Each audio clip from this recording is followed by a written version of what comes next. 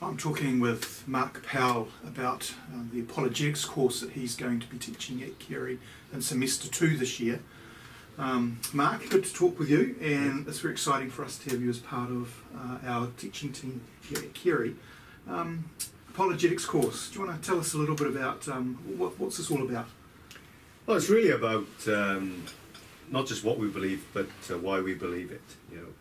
And that really comes back to, I think, if everyone's being honest, answering big questions about what is reality and how do we know reality. You know, either God exists or he doesn't exist. Either Jesus was God on earth or he wasn't. Either Jesus was resurrected or he wasn't. These are not, they're not sort of things where you can have a grey in the middle. Some things are black and white.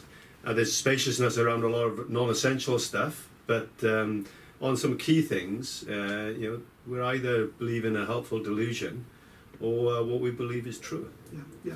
Well, you've started to talk about some of these things, but if we did the course, what were some of the things we'd expect to cover? Oh, it's quite broad-ranging. I think apologetics as a word is a bit of a loaded term, and often people can pack some meaning into it, which can be quite narrow. And I think often apologetics has been associated with science and complicated stuff.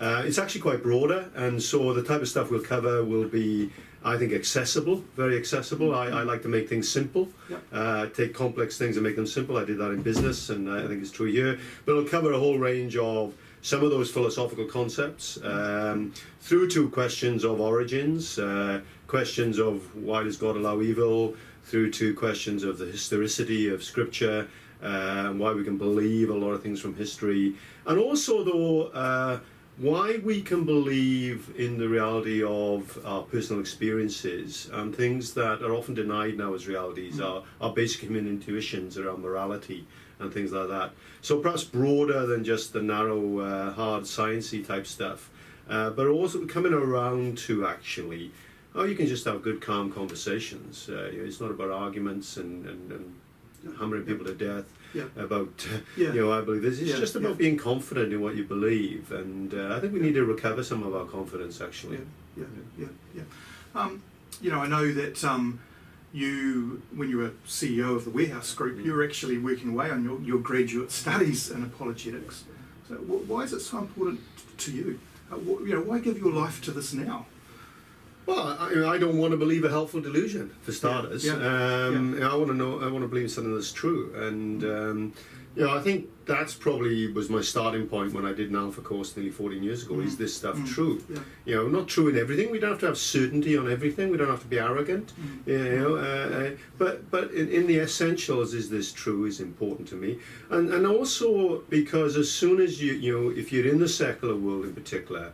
Or our kids are going to go into that world, they'll get confronted with these questions.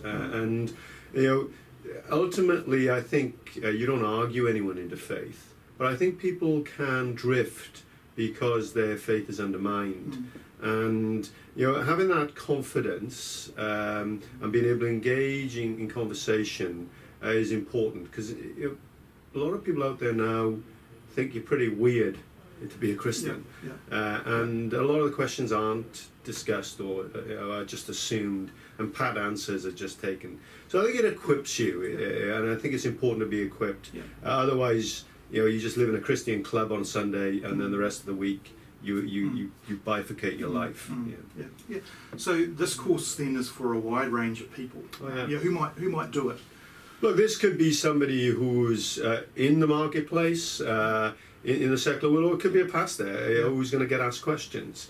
And when questions are asked in the church, I've met a lot of people who have basically drifted away because the answer they got was, you just got to believe. And I don't think that's good enough. So in a church context, I think it's important to be able to discuss things well, but also in a non-church. So it could be somebody who's auditing the course. It could be somebody who's doing it for credit, in a wide range of contexts, from within a institutional or church context to a person who's doing it just for their general education and knowledge for being out there in the world. Well, thanks, Mark. We're looking forward to next semester. I'd like to encourage you to go to our website at carey.ac.nz. The course starts, first night is July the 18th. Go online, check it out, and I encourage you to enrol.